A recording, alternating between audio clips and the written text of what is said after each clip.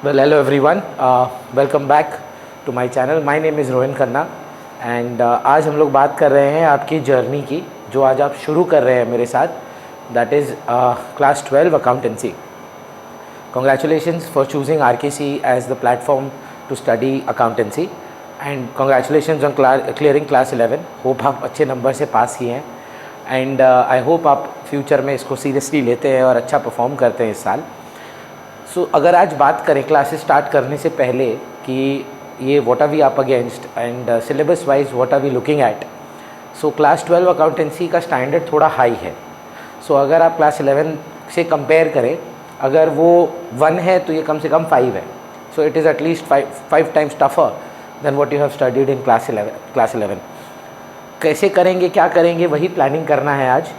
That is why this video is very important because आप अगर कोई भी स्कूल में पढ़ते हैं तो स्कूल्स क्या जनरली होती हैं, कुछ स्कूल्स जो है वो एक सेक्शन जिसको हम लोग बोलते हैं पार्टनरशिप अकाउंटिंग, वहाँ से स्टार्ट करते हैं, और कुछ स्कूल्स जो है वो कंपनी अकाउंट से स्टार्ट करते हैं. अब अगर आपके स्कूल ने पार्टनरशिप अकाउंटिंग से स्टार्ट किया है और अगर आप मेरे साथ कंपनी करते हैं तो आने वाले 3 से 4 महीने आपको स्कूल में कुछ नहीं समझ में आएगा, मेरे से कुछ नहीं समझ में आएगा. तो to keep tandem we have not divided the batches on ISC, CBSE or on the basis of timings. What we have done is we have divided the batches on company accounts and we have divided the batch on partnership account. यहाँ पर majority जो schools हैं वो partnership accounting से start करते हैं, और कुछ schools मैंने गिने चुने अराउंड 5 स्कूल कैलकाटा में जो है वो company account से start करते हैं. तो आपको ये पहले पता करना है कि आपके स्कूल में क्या स्टार्ट हो रहा है. अगर आपका टीचर्स के साथ बात होता है व्हाट्सएप पे या आप मिलेंगे उनसे अभी आने वाले 1-2 दिन में, तो उनसे पहले क्लियरली पूछ लीजिए कि हम कौन से चैप्टर से शुरू करने वाले हैं. अगर नहीं बात होता है तो आप अपने सीनियर्स से पूछें कि आप जब थे लास्ट ईयर तो हमारे स्कूल ने कौन से सब्जेक्ट से शुरू किया था. Did we start with partnership और did we start with company. Without wasting any time we have divided the syllabus into 3 parts. Actually 3 है, बुक भी 3 मिलेंगी आपको. कुछ बुक्स ने इनको 2 में कन्वर्ट कर दिया है, पर एक्चुअली 3 किताबें होंगी. एक किताब होगी पार्टनरशिप अकाउंटिंग की, एक किताब होगी कंपनी अकाउंट्स की, और तीसरी जो किताब है ना वो बहुत इंटरेस्टिंग है, that is called management accounting.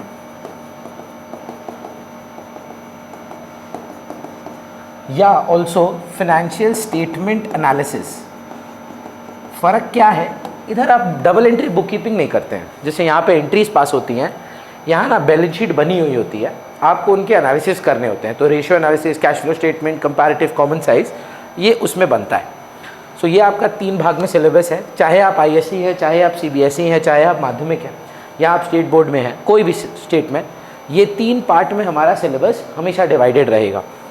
Jin schools में पार्टनरशिप स्टार्ट होगा तो लगभग मान लीजिए आने वाले 2 से 3 महीने पार्टनरशिप चलेगा. जिन स्कूल में कंपनी स्टार्ट होगा आने वाले 2 से 3 महीने कंपनी चलेगा.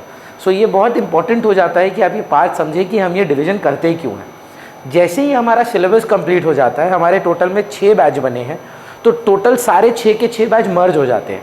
तो you get about 12 classes in a week because the timings are different. And आप कोई भी टाइम पे कोई भी टॉपिक करने आ सकते हैं क्योंकि सिलेबस तो कंप्लीटेड है. But because we have to perform in our school exams also, we will be going in that batch जो हमारे स्कूल में हो रहा है. तो अगर हमारा स्कूल पार्टनरशिप स्टार्ट कर रहा है तो आप पार्टनरशिप बैच में ज्वाइन करेंगे. अगर हमारा स्कूल कंपनी बैच ज्वाइन कर रहा है तो आप कंपनी बैच ज्वाइन करेंगे.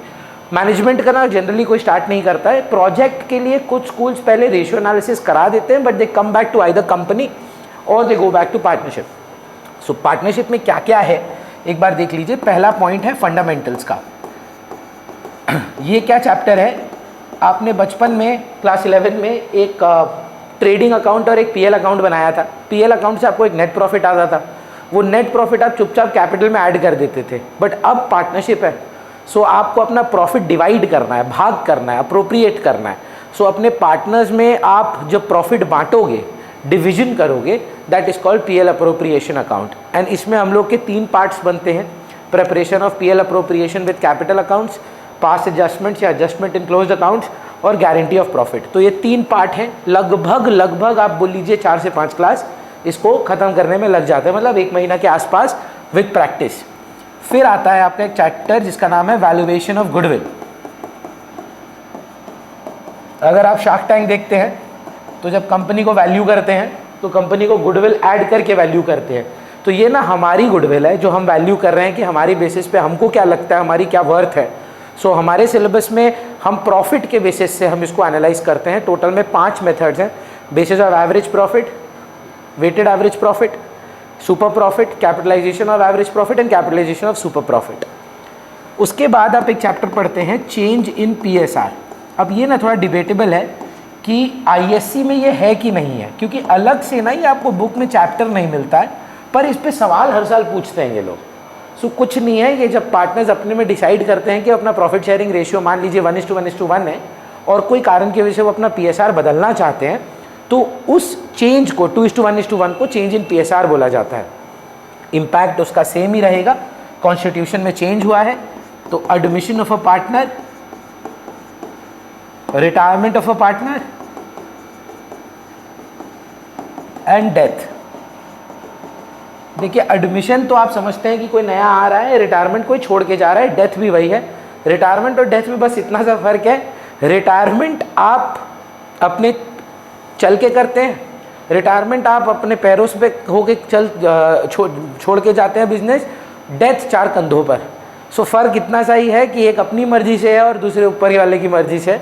रिटायरमेंट और डेथ में ज़्यादा फर्क नहीं है, ऑलमोस्ट सेम ही रहते हैं वो लोग। और लास्ट चैप्टर जो आप पढ़ते हैं पार्टनरशिप में वो है डिसोल्यूशन। ये पूरा का पूरा ISC और CBSE के लिए कॉमन है।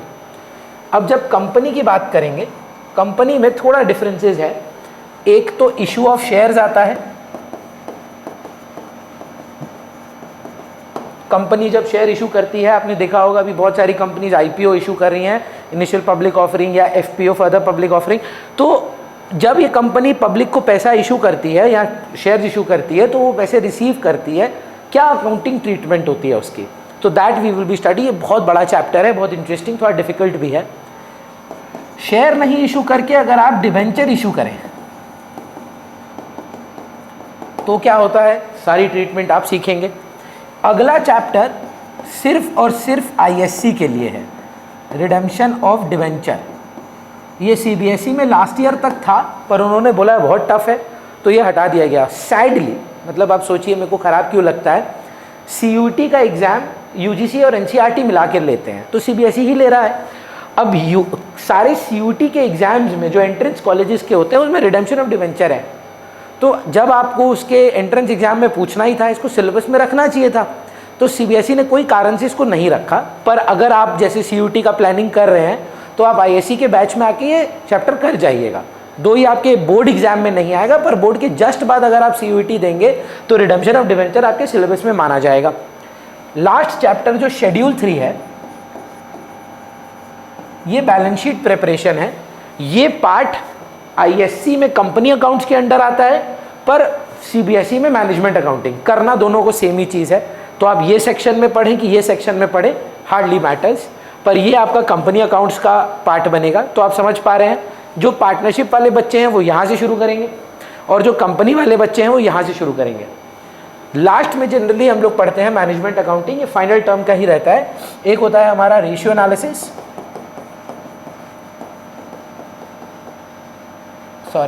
Ratio analysis. एक होता है कैश फ्लो स्टेटमेंट, बहुत इंटरेस्टिंग। एंड लास्ट सिर्फ ISC के लिए एक छोटू सा चैप्टर है, फ्री मार्क्स मिलते हैं उसमें, कंपैरेटिव एंड कॉमन साइज। तो सर ये बना आपका क्लास 12 का अकाउंटेंसी का सिलेबस। काफ़ी बड़ा सिलेबस अगर आप मेरे से पूछें, डिफ़िकल्ट है। अराउंड लगभग एवरेज आउट अगर आप करें एक एक चैप्टर को मिला के, किसी में 70 किसी में 150, हर चैप्टर में लगभग 70 से 75 क्वेश्चन ऑन एन एवरेज आ जाते हैं। तो अगर आप सारे क्वेश्चंस करना चाहें, 2 किताब ख़त्म करें, तो मतलब बहुत मेहनत है।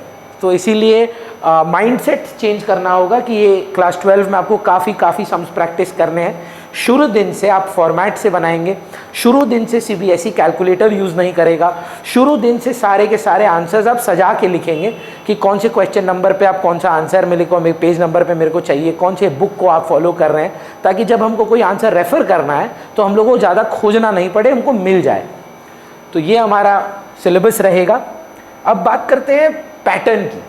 अब CBSE जो है वो बहुत क्लियरली मेंशन कर देता है कि देखिए हम आप पार्टनरशिप से हम आपको 36 मार्क पूछेंगे, कंपनी अकाउंट्स में issue of debentures, issue of share से हम आपको 24 मार्क पूछेंगे, और जो मैनेजमेंट अकाउंटिंग है, जो एनालिसिस ऑफ फाइनेंशियल स्टेटमेंट है, उसमें हम आपसे 12 मार्क पूछेंगे, जिसमें रेशियो और शेड्यूल 3 है क्योंकि सीबीएसई उसमें शेड्यूल 3 को डालता है, और 8 मार्क का कैश फ्लो होगा। सो अगर आप देखें यहाँ पर पूरा 80 मार्क बन जाता है। आईएससी ने ऐसा कुछ नहीं बोला, आईएससी ने बोला देखो पार्टनरशिप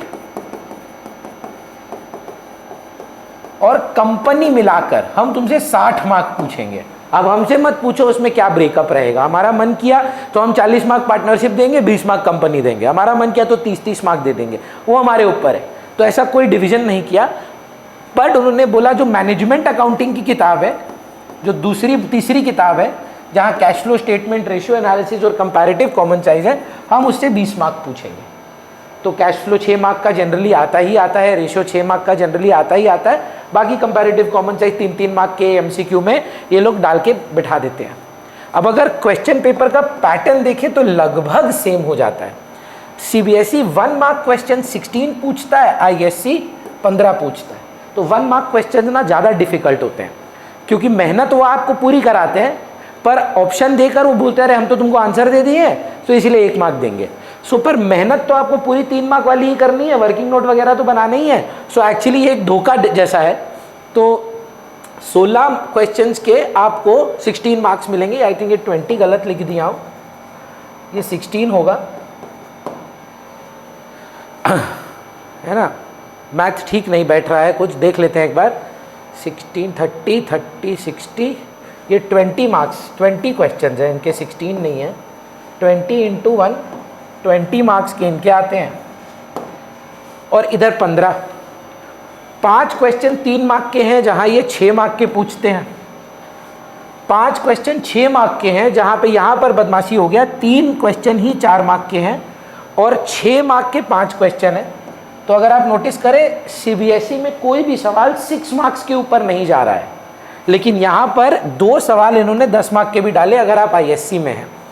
फ़र्क नहीं पड़ता है, देखिए कि आपके मार्क्स एलोकेटेड कितने हैं। सम जब बनाना होता है तो पूरा ही बनाना पड़ता है। आपने अगर फाइनल अकाउंट्स बनाया है, कुछ स्कूल्स फाइनल अकाउंट्स में पूरा सम देते हैं और बोलते हैं ट्रेडिंग पीएल बैलेंस शीट बनाओ 10 मार्क के लिए, वही सम का वो आपको बोलेंगे कि आप हमको पीएल और बैलेंस शीट बना दो, हम आपको 6 मार्क देंगे। अब देखिए पीएल और बैलेंस शीट बनाने के लिए ट्रेडिंग तो बनाना ही था, तो ये तो हमारे साथ इन्होंने गेम खेल दी कि अरे आपको ना वर्किंग नहीं दिखाना होगा, आप ऐसी जीपी डाल के ट्रांसफ़र करके दिखा दीजिए। पर मेहनत तो देखिए पूरी बराबर सेम ही लग रही है। सो ये रहा आईएससी का, ये रहा सीबीएसई का पैटर्न। अब अगर हम लोग बात करें बुक्स की, जनरली बुक्स ना हम 2 बुक्स फॉलो करते हैं क्लास में, एक तो डीके गोयल और टीएस ग्रेवाल। ये दोनों बुक हम लोग ट्राई करते हैं ख़त्म करने का। तो सारे सम्स करना क्लास में तो पॉसिबल नहीं है, तो हम लोग मार्क कर लेते हैं डिफरेंट टाइप ऑफ सम्स। और इस साल ना होमवर्क बहुत इंपॉर्टेंट है, तो मतलब अगर आप चाहते हैं कि मैं आपके पीछे लगूं और तब जाके आप होमवर्क करें, नो इश्यूज़, मैं रोज़ पीछे लगूंगा आपके कि होमवर्क सबमिट करो, होमवर्क सबमिट करो, पर लेकिन आपको मेहनत करनी होगी शुरू दिन से। सो ये दोनों बुक जो हैं आपको अरेंज करनी है इस साल। मेरा सजेशन ये है कि आप अकाउंटेंसी का नया किताब खरीदें, क्योंकि क्या है ना, बोथ आईएससी एंड सीबीएसई में बहुत अमेंडमेंट्स हुए हैं, सिलेबस में, लॉज में चेंजेस हुए हैं, बहुत सारी चेंजेस हुए हैं। तो बाकी बुक्स जो हैं आप ओल्ड एडिशन अगर ले लेते हैं तो दिक्कत की बात नहीं है, पर अकाउंट्स का लेटेस्ट एडिशन लेना ही आई थिंक सबसे सेफेस्ट होगा। अब डेज का जो है वो मैंने आपको ग्रुप में लिख दिया है, and that is right now a very मतलब complex situation, because a lot of students want different timings, क्योंकि वो बैठेगा धीरे धीरे, हम लोग उसको जेस्टेशनल पीरियड में है। So by the end of March I think we'll get used to the proper timings. So मैंने ग्रुप में लिख दिया है, I want you to come for 1 week and see whether you are able to manage the timing and everything, because there are about 4 to 5 batches. Company का तो अभी एक ही batch बना है, पर पार्टनरशिप की क्योंकि बच्चे ज़्यादा हैं तो 3 से 4 बैच बन गए हैं। But we will be managing this, and timings will be updated in your WhatsApp group and the app that we have. So if you haven't downloaded the app or if you've not been added to the group, please WhatsApp me, मैं आपको दोनों का link भेज दूंगा। So that's about it I guess, nothing else from my side. So see you on Monday or Tuesday, whenever is your day. Just one request, please bring a ruler, pencil, please bring a calculator if you are ISC, Do not use your calculator or phone if you're CBSE. And from the beginning have this mentality to score well. अभी से अगर आप ये मेहनत करने का target रखते हो ना, तो मैं हमेशा ये बोलता हूँ कि जैसे अगर बहुत लोग जिम करते हैं, बॉडी बिल्डिंग करते हैं, तो वो ये बात जल्दी समझ जाते हैं कि एक दिन में बॉडी नहीं बनता, 10 दिन में बॉडी नहीं बनता, है ना, एक प्रोसेस है ना, you have to trust the process. So वो सेम है पढ़ाई के साथ, आपको उसके ऊपर लगे रहना पड़ेगा, आपको उस पर एफर्ट देना पड़ेगा. कई बार आप फ्रस्ट्रेट हो जाएंगे, आपको चिढ़ मचेगा, लेकिन आप लगे रहो. आप अगर लगे रहोगे ना, तो मेरे को लगता है कि कोई भी प्रॉब्लम आप सॉल्व कर सकते हो. रिजल्ट्स एक दिन में नहीं मिलते हैं, चाहे वो बॉडी बिल्डिंग हो, चाहे वो स्पोर्ट्स हो, चाहे वो कोई भी चीज़ हो. सचिन तेंदुलकर पहले मैच में आके 100 नहीं बनाया था, तो उसको समय लगा था, वो ट्रेनिंग किया, उसके बाद 2-3 मैच में फेल किया, 0 पे आउट हुआ, उसके बाद जाकर आज वो सचिन तेंदुलकर बन पाया है, विराट कोहली बन पाया. So just be ready to grind, just be ready to hustle, and then I am sure, I guarantee you will be very happy with your result. Accountancy is a difficult subject and the papers for the last 2-3 years are coming difficult, but I think we can make it. So I hope we are ready for this ride. All the very best. See you in the next class. Offline, online, it doesn't matter. Maximum of the classes will be uploaded on the app. Some of the classes will be available on YouTube as well. So maximum times you can री watch the class. जब भी मन चाहा, कोई सम को revisit करना है, वापस बनाना है, सिर्फ सुनना है concept, all the resources will be available to you. So wish you all the best. Really looking forward to start this journey. Let us begin from tomorrow और day after, whenever is your day. चलिए.